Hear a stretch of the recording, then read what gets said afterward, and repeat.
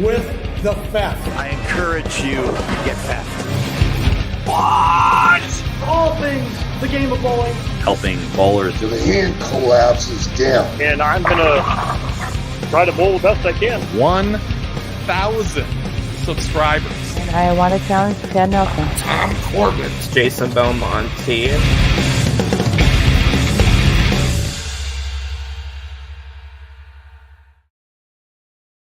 Hey everyone, good Tuesday evening and welcome to another episode of Bowling with the Pfaff, a platform for you to share your unique bowling story live on our YouTube channel. Just back from the wonderful city of Las Vegas. Hopefully you got to see my video about wearing shorts at the USBC Open Championships. I had a lot of fun putting that together and of course bowling out there.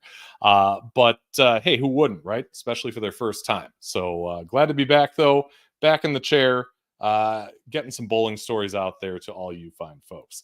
Lynn's already says Topher is the best. Yeah, I can see that. We've only chatted for a few minutes here, and I could tell that he's a likable guy. He's got some fans out there, and that is certainly no surprise to me. So as I mentioned, I was in Las Vegas, and while I was out there, got a chance to see the USBC Masters, and this gentleman bowl a little bit.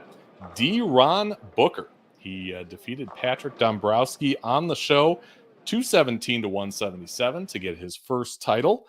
It was a major, of course, and wow, what a performance by him. He has a tremendous physical game in person and on the telecast. Qualified 58th in a field of more than 460 bowlers.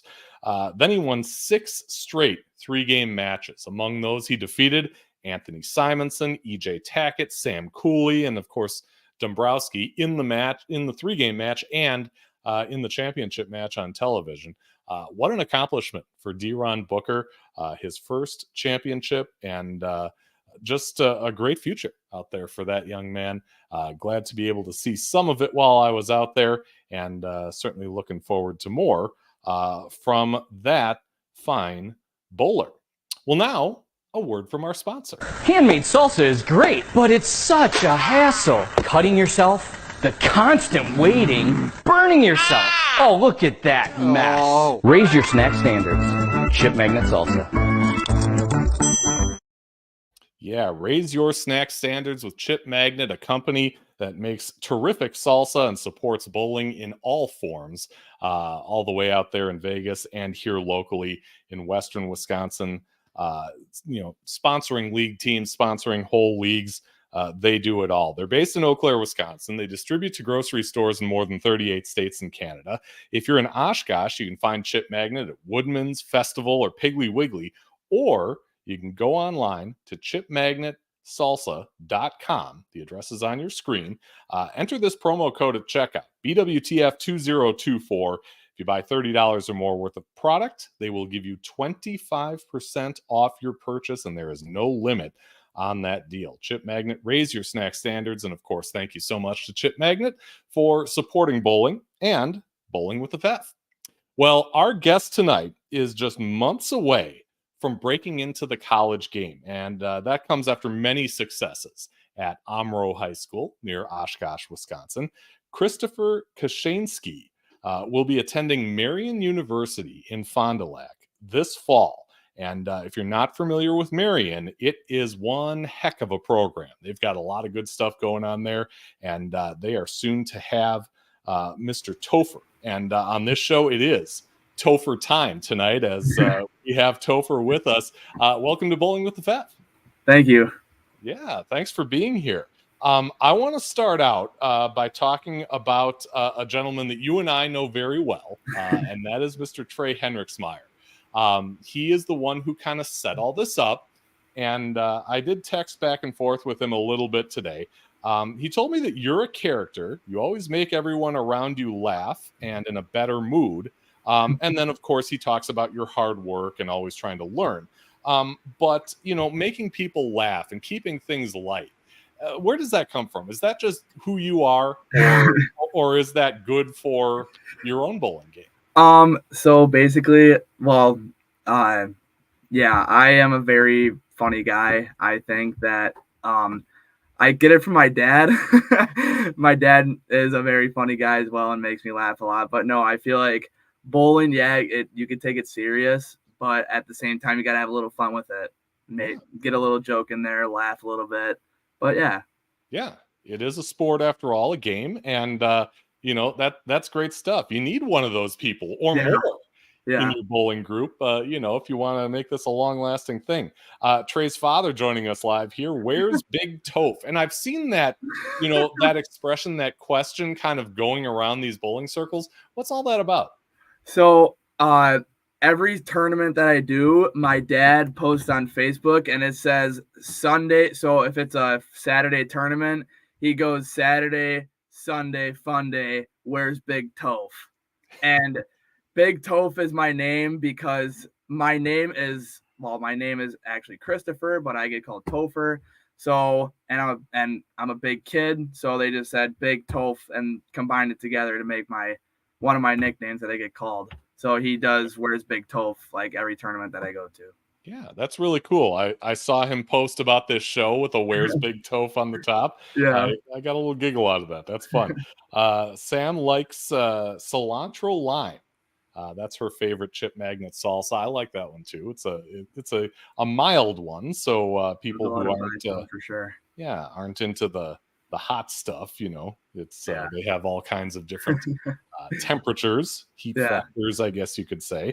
So getting back to Trey, as I frantically try to pull up this video here, we were talking about the USBC Masters, and Trey was out there. That's got to be really cool to have one of your peers go out there and bowl against the best in the world. He was out there in Vegas, probably didn't do quite as well as he would have liked. Finished tied for 189th with Matt Russo, 204 average in qualifying. But tell me what you think about that concept of him, going out there, having the confidence to show his stuff, on the biggest stage and really doing quite well, especially in that first block of qualifying. Yeah. Trey, you are probably one of the better bowlers that I know of, and I'll be honest, I feel like you deserve to be there. And especially tying with Matt Russo, who's been a PBA pro, even though he took 189th, that's still very impressive. Yeah. Out of 400 some bowlers, you said? More than 406. Still very impressive. And I'll be honest, I'm glad I'm one of your friends, and I'm glad that you and me are good friends together. And maybe I'll see you in the collegiate bowling side when you go to Wichita State. Yeah, and that's really cool that you've got that respect for him. I think he's just a touch older than you are. Birthdays are pretty close, so kind of going through the same phase of things with college coming up. And we're certainly going to get into that part of your story in a bit here. Let's kind of talk about the origins of you and bowling. And this is the craziest thing to me. You've been doing this for 3 years. Yeah. That's just awesome. I mean, I talk to people on this show who start at age 2 and 3, sometimes 5. You started at what, 15? Yeah, just about 15, 16. Wow. What were the circumstances that led you to bowling? So, I played basketball from about first grade to freshman year. Okay. And my freshman year, I had a skiffy that happened, and basically a skiffy was an injury that was inside my right leg and my right hip, where I was playing basketball, and I did a spin move, and the ball of the hip, like the growth plate came off the ball of the hip. So I'd have surgery, and I loved playing basketball and all that, I went down to after I got done with all like the physical therapy and all that stuff, I went down to my local bowling alley to just have something to do, since I can't really do actual activities. And I'm bowling, and the owner of the bowling alley, Robert Mitchell, comes down to me, and he's like, "Take this ball, try this method, and throw it." I'm like, okay, I'm in house shoes. I literally have nothing. I have house shoes and a bowling ball. I throw it and I throw a 4-bagger, and I'm like, what did you just do to me? And so after that, I kept practicing and practicing, and then I'm like, you know what? I'm gonna see where this takes me. Yeah. And I've been putting in a lot of work in this sport, and I've missed basketball, but I've already committed to bowling, so I gotta keep pushing forward in bowling. Yeah. I mean, people have said it about you, and you strike me as a competitive person. Most people in basketball are. They're there to kind of rip your heart out on the court, score that ball at any cost. Is there that same fuel for your competitive fire on the lanes? Yes. So whenever I go out on the lanes, I'm always out there to win. I have under my belt right now in my 3 years, I have one title under my belt in BYBT at Dream Lanes in Madison. That was my first tournament win ever. On top of that, I shot my first ever sanctioned 300 in a tournament in the last game of qualifying. And that was that. When I won that tournament, I was just like, wow. I finally won a tournament. I bowled my heart out, and I finally did what I wanted to do. Yeah. You're saying you finally won a tournament. You know how long I had to bowl before I won a tournament? It was more than 3 years, I'll tell you that. Yeah. No, but that's awesome. Tell me more about the owner of the center there in Omro, and first of all, what's the name of that center? So the bowling alley was called Legend Lanes. Okay. While he owned it, and Robert, he was a semi-pro. He bowled over in Japan in Okinawa. He's an ambassador for the sponsored Typhoon over in Okinawa, Japan. And so he was a semi-pro with the brand Typhoon in the PBA. And then, yeah. He, took some kind of liking to you, early on. And I'm sure in that first meeting, it's just, oh my gosh, this guy knows what he's talking about. Yeah. But what was it about him that, kind of helped you grow in the sport more than that initial first bagger? Well, he really cared about me when I started bowling, and he always cared about me. But when I started bowling, he said, you have a very high potential in this sport. I think you can go out there and do very big things. And he would help me every time I'd go bowling. Every time and even if I and he recommended tournaments. So I started doing the tournaments because he said, that's how you'll get into a better level. And my first ever tournament was WIBT in Kenosha at Sheridan Lanes. And I was in the handicap division. And I got my butt handed to. I finished last. I had an 11 handicap. I was okay. And then my next tournament, I bowled scratch and didn't do so well there. But then I started working and practicing all day, every day, trying to get better. And he was the one that was there to help me through all of that. Yeah. There are a lot of people out there who will say in a forum like this, I put in the work. Yeah. That can mean a lot of things. What does it mean to you? What is putting in the work? Is it just practicing? Is it drills? Is it something else that kind of helps you build up, what you've become? So like putting in the work as what I think is you go to your bowling center, you do some practice, you work on some drills, you have music playing, and that you're focused and ready to work, put in the practice and put in the effort, work on like one steps, finger pressures, making sure you're like hitting your mark every time you throw the ball, throwing a consistent shot. And yeah, that's basically what I see as putting in the work. Sure.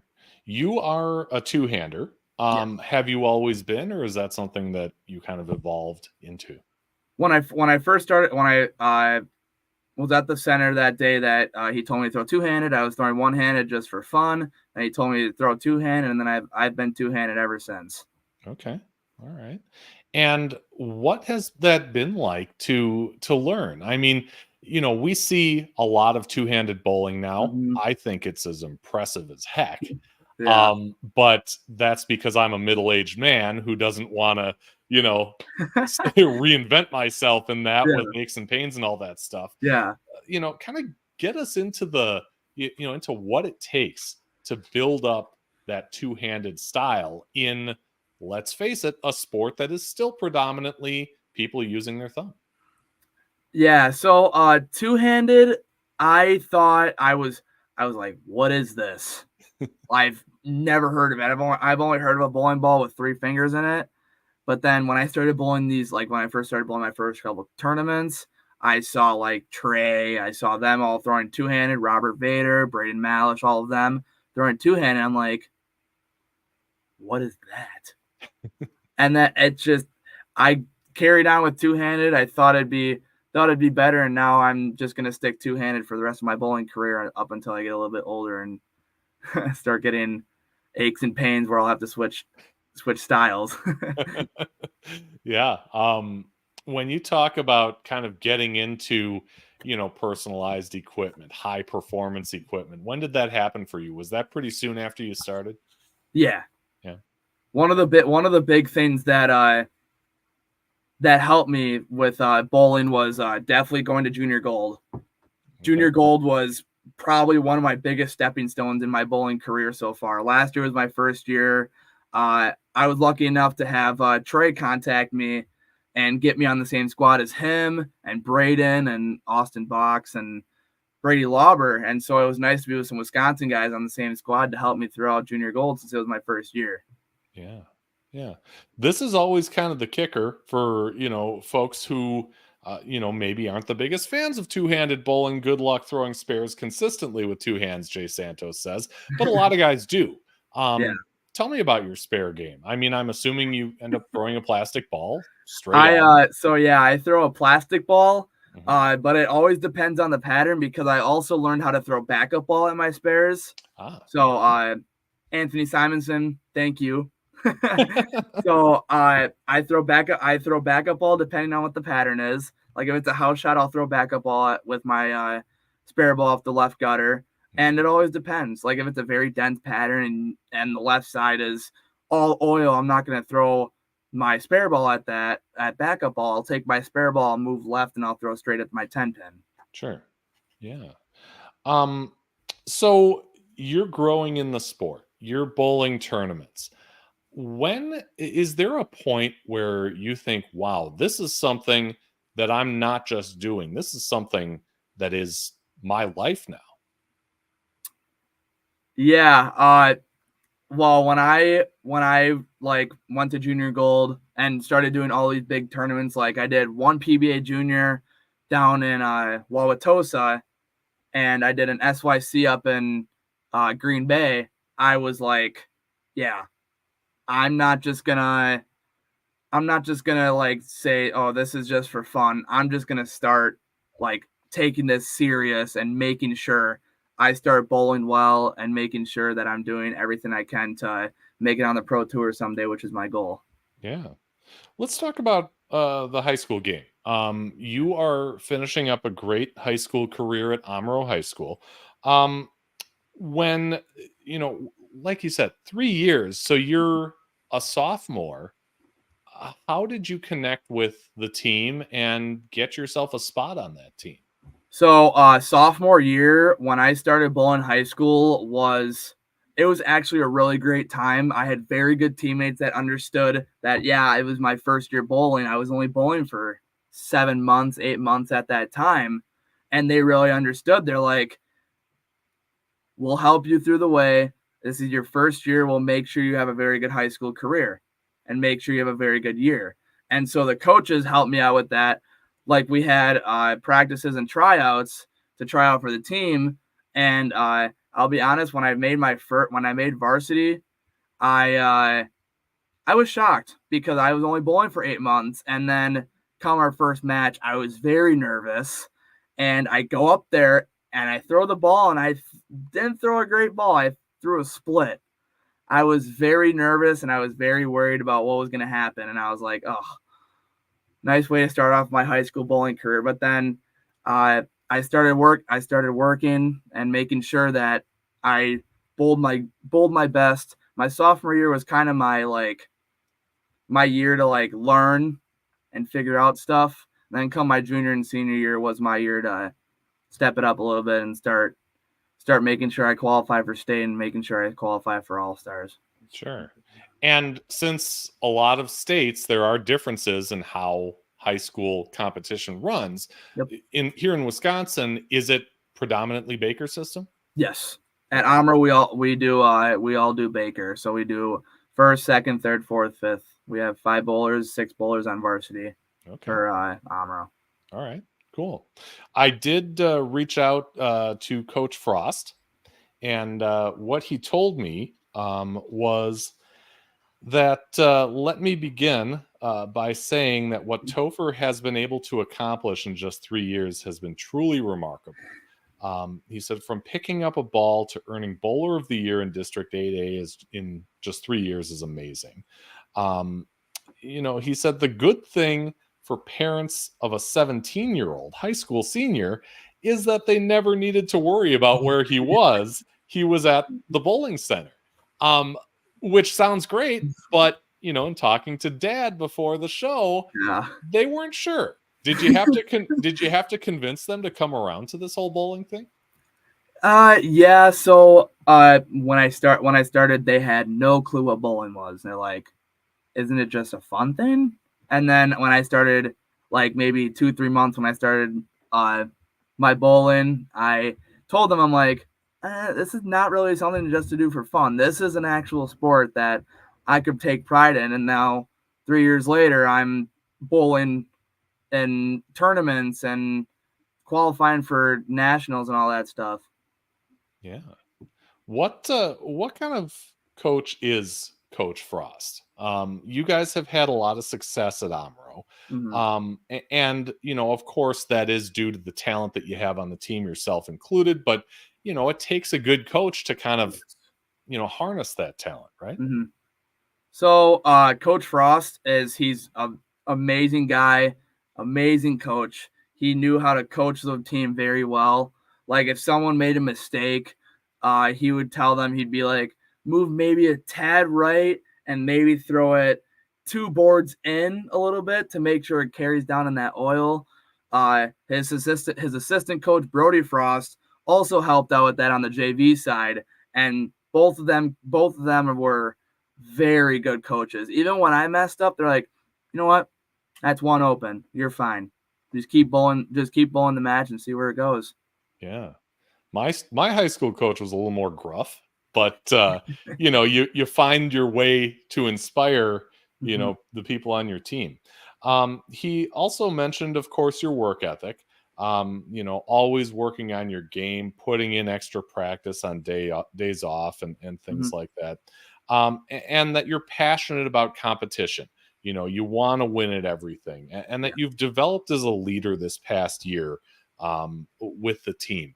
What does leadership mean to you in that, in that arena when you're out there with your Omro teammates? What do you do that, that makes you a leader? Make sure, obviously, be a leader because this year I was the only boy senior on the varsity team. The rest were sophomores and freshmen. So making sure that, and some of them were first-time bowlers. I have a couple teammates that have been bowling for a couple years. I have one teammate that's been bowling for 6 months, and he's a 2-handed hybrid. And so I just got to make sure that, okay, if they mess up, shake them off. You'll be all right. That's 1 open. Go throw a better ball next shot. They throw a better ball, and it's like, there you go. Now you're starting to throw the ball good.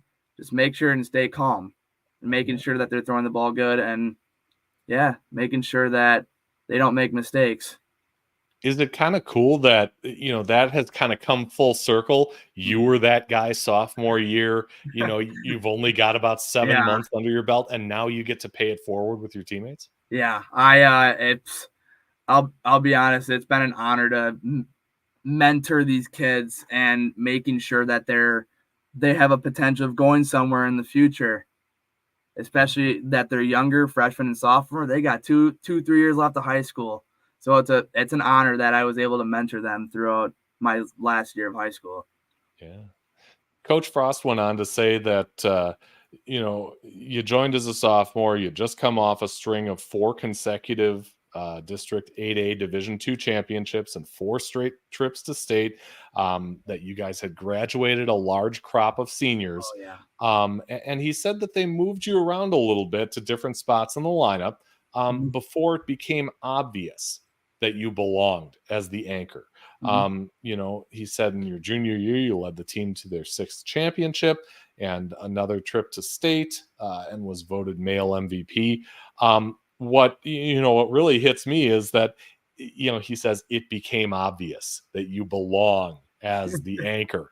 My high school coach would not have told me that. He would have told me the opposite to motivate me to bowl better and possibly be anchor someday. But to hear, that stuff from someone who you look up to, what does that mean to you? It means a lot to have someone that was there all from my sophomore year to now. It means a lot to hear him say that, because it just makes me very happy. And Coach Frost he's known me my entire life. His grandma lives right next to me, so I've known him my entire life, and I'm grateful that I've had him in my life and in my bowling throughout high school. Yeah. He also added that they're certainly going to miss you and your talent on the team, but they are looking forward to seeing what you can do at the next level, and the sky's the limit with your talent. I would assume, having been, in a situation like that, high school competitor, that the feeling's mutual, because it's kind of weird to, to know that you've thrown your last ball in high school competition. Yeah, it was, when I was at state and I threw my last ball, and I knew that I was not going to make it. I was not going to make the step ladder. I started crying. I gave my dad a hug and I started crying. It was just hard. Very, very hard to think that I just threw my last high school ball. I will never have this moment ever again. Yeah. But to your credit, you really whacked him that first day, didn't you? Yeah. Yeah. Walk us through that. What was it like? So, this year, coming into state this year, throughout the high school season, I was able to claim leading District 8A with a 94.4 fill percentage. Going into state, I was hoping that I could come out with the win in my last year of high school. And the first day I was just like, I gotta focus. I gotta make sure I throw the ball good and make sure I get a high score, so then I have a chance of making the step ladder. And I can't. And when I got put on my pair, I was just like, all right, it's go time. So then I come out and I throw 3 really good games, and I was very happy after throwing those 3 games and throwing a 740 in the state competition to take the lead in the state. It was just that moment when I heard that, I was just like, oh my God, I started bowling 3 years ago. How is this happening to me right now? It's tremendous. That's what Yeah. it is. Yeah. Derek from Flush in the Pocket podcast saying, what's up, guys? Good to see you here, Derek. Bowling Talk says Topher has been a great mentor for the underclassmen, always positive and offering advice, making the kids laugh on the lanes. There's that angle, with the sense of humor. How do you see that helping them? Well, like I said earlier in the video, I find myself a very funny guy, and I love making people laugh, because whenever someone laughs, I laugh. It just, like, if I'm going into a frame and I have someone on my pair that I know, and I'm like, all right, I need to throw a double, and then I throw a split. I just look back at them and I'm just like, I told you. Then we just start laughing. It just, the bowling community is a very amazing community. Yeah, for sure. Is Bowling Talk someone you know? I would assume, maybe. If I'm thinking of it, I think it might be Travis Talk from Sheboygan. Okay, but I don't know. It's always tough with the Yeah. screen names, to determine who's Yeah. who. But Victoria Ann says we can't wait to see how far Topher goes. Yeah. So that's got to be pretty cool. Sam saying every tournament we see Topher at, he has a smile on his face, kind to everyone. It's always entertaining to watch you bowl, and that you should be proud of your high school bowling accomplishments. And I'm, knowing Sam, I'm sure, that that's sincere and it's not something she throws around casually. I'm sure she really means it. Yeah. Yeah. I take that to heart. Any comment on here in this video, I take to heart. Cool. Yeah. It looks like we've got a healthy live contingent here. So I want to remind people that, it would really mean a lot to me if you'd consider subscribing to the channel. Hit that little logo in the bottom right. I won't have to make that horrible face anymore and possibly get 2,000 subscribers someday. Doesn't cost you anything, and it helps me make content each and every week. There was a point where, you started thinking, okay, high school and juniors is not going to be it. And I'm going to, move on to the higher level, that being college. What was that process like for you in searching for a college that not only was great, but also was a great fit for you? Yeah. So when I first started looking at colleges, I found this college called Olivet in Olivet, Michigan. And I met the coach at Junior Gold.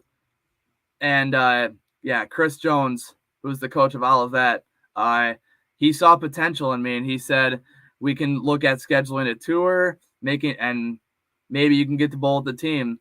And so one day, me and my parents went over there, and we drove over to Olivet. We had a tour, and I got to bowl with the team, and I really liked it, but I wanted to see what other options I could get.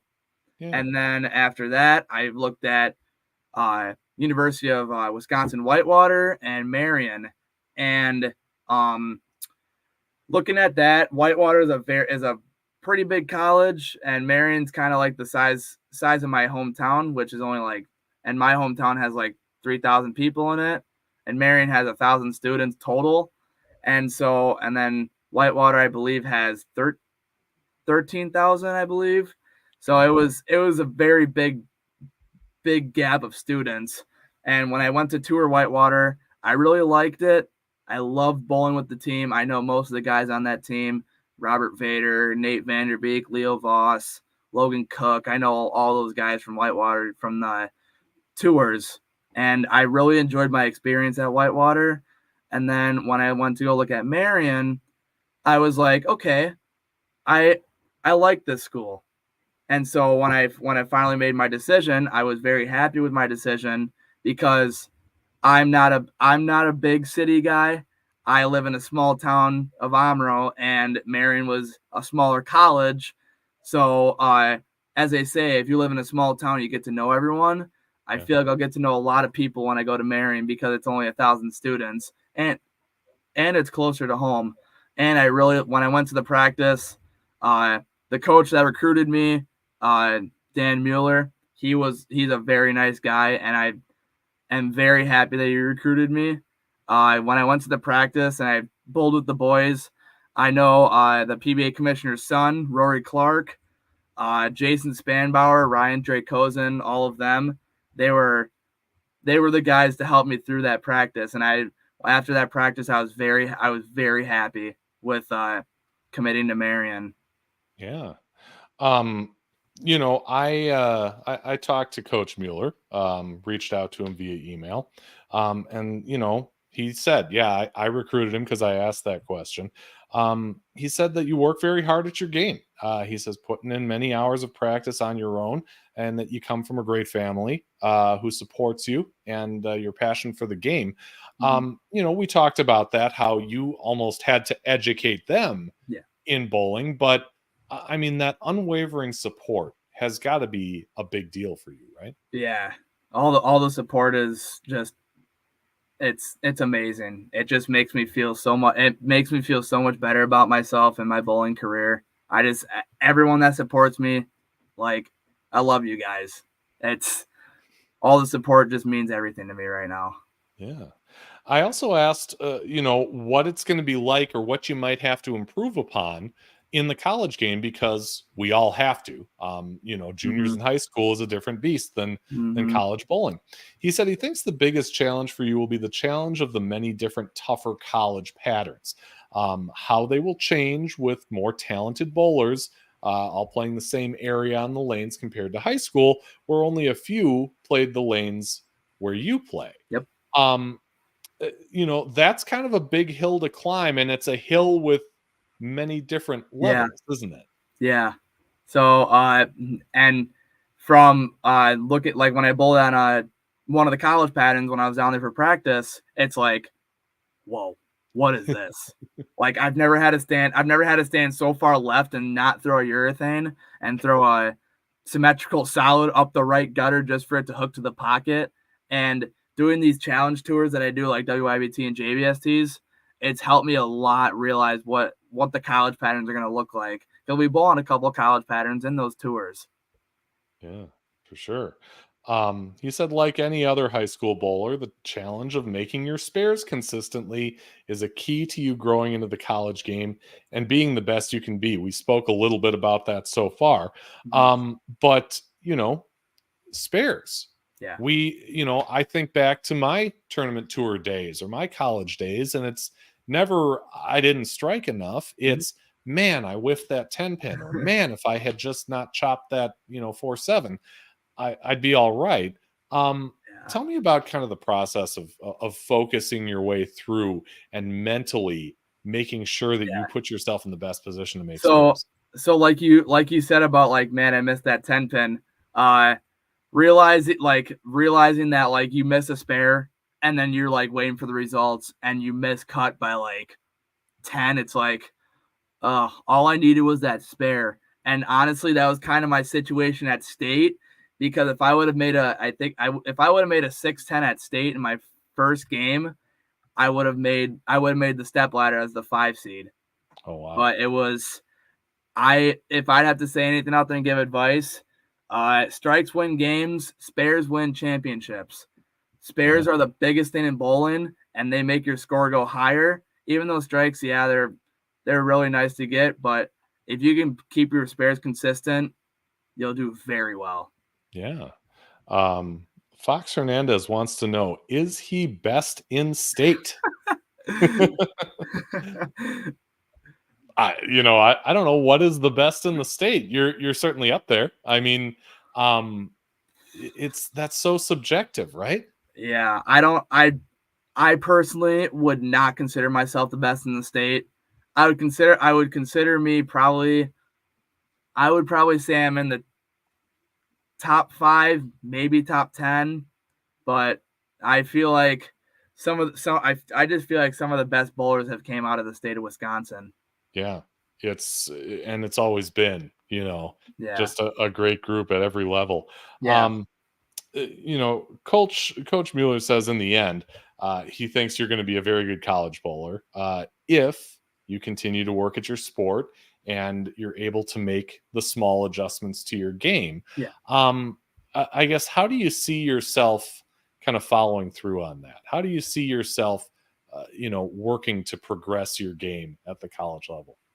Mindset, having a very good mindset about bowling and making sure that I'm doing everything correctly. Yeah. Along with bowling, I read that you've been in FFA during high school too. Tell me about that. What's that all about? And, what have you benefited, from your time in the FFA club? So, I joined FFA my junior year of high school because I saw that, oh, okay, I see FFA and I have a bunch of friends that are in FFA and they're like, you should join FFA. So I'm like, okay.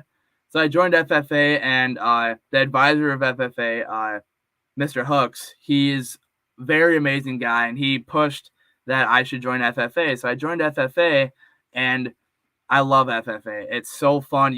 I'm not a farmer. I'm a city kid. You don't need to be a farmer to be in FFA, and I highly recommend joining FFA because it's a very fun club to be a part. Yeah. What would you say you've learned through your experiences in FFA? I've learned a lot about farming. I've learned a lot about all like the agriculture jobs that you could do, and all like the natural resources and all that stuff, and just even like learning about like different types of like fruits and vegetables and all that stuff that we eat in our daily lives. Sure. So we've got well, here I should say always wear your spare shirt. Funny thing about that, my cousin for Christmas got me a shirt that said, "This is my spare shirt." Okay. So yeah, that's probably that's probably why she said always wear your spare shirt. Lynn says every time I call Topher, there are always bowling pins crashing in the background. Speaks to your dedication and practice. Yeah, I 90% of the time I'm down at the bowling alley getting practice and working on stuff, making sure my game's on point. Just like if I have a tournament, Saturday tournament or a Sunday tournament, I'm always down at the bowling alley a day or two before, working on my mental game, working on, even though it might not be a challenge pattern, it might just be a house shot. Even if it's like a dry house shot, never know. There could be a pattern out there where you have to play the right gutter. You might have to stand on, 44 board and have to throw the ball and hook the entire lane. Sure. Yeah. Yeah. Jay says he was in FFA also. Nice. He says he still has his corduroy jacket. Nice. So there you go. You've got, really several months to go. I mean, we're in April now. I figure you head to campus in late August. Yep. What do you do to prepare yourself, for the college game in this time between, now and heading toward high school graduation and when you arrive at Marian? So what I do to prepare for the collegiate level bowling is I'm going to continue bowling on all these scholarship tours. I'm going to continue to bowl in the JBST, WIBT, SYCs. I'm also going to be competing in LBC this year down in Chicago. And I also, for JBST, I was chosen by Chris to be part of Lake Michigan Cup and to be part of the Lake Michigan Cup team, which is an honor to be part of that team and just making sure that I'm doing all these tours and making sure that I'm working hard on these tours and making sure that putting in the work to see what the college bowling does. And Junior Gold also helped a lot with that, with the 4 days practice and then the 4 competitions on 1 day short, 1 day medium long, 1 day long, and then 1 day medium. So I'm gonna just continue to do all those tours and make sure I put the work in. Sure. And Lake Michigan Cup, June or July, is that when that's scheduled for? End of June. So end of June, beginning of July. Okay. Well, best of luck in that. That's an awesome accomplishment.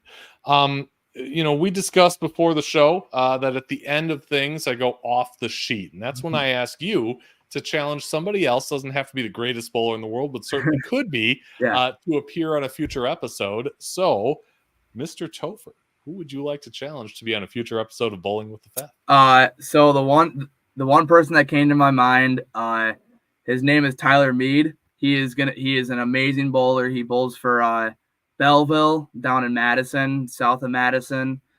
He's going to Marian as well, and he's going to be my roommate. So, Tyler, if you were watching this, I challenge you to come on a YouTube video with Bowling with the Fef. Awesome. Yeah, Tyler, if you're watching this, you can look for me on Facebook. I'm Andrew Pfeffer, or email bowlingwiththefef@yahoo.com, and we will make that happen. We are going live once again in a week and a day, I should say, talking with Brent Prentice. He has been a previous guest. He is the owner of Cedar Vale Lanes in Eagan, Minnesota. He's had quite a run since we last had him on the show. PWBA tour stops, regional stops at his center, and one of the ultimate honors for a proprietor. So he will be live from Las Vegas, where he's taking his shot at the USBC Open Championships, but he will be with us live Wednesday, April 10th at 7 p.m. Central. Topher, it has been a pleasure getting to know you and your bowling story. Continued success to you, and best of luck at Marian, one of the great bowling programs in our state. Yeah, thank you. Another thing to say, I just want to say thanks to all my supporters out there, all the bowling alleys that I bowl at. So Fox Lanes, Marlow Park Lanes in Winneconne, Revs in Oshkosh, all my supporters out there, and all the centers that let me practice at. And I'd also like to thank my coaches, so Dan Frost, Brody Frost, and even though I'm not part of Marian yet, all my Marian teammates, because they helped me through all the practices and all that stuff, and I always see them at tournaments. So thank you, everyone. It's got to be cool to know those guys before you set foot on campus. Yeah. I didn't have that experience, so that's got to be really neat coming in. So best of luck to you, and thank you for the time today, Topher. Thanks to all of you for watching. Always appreciated, and we will see you again next time.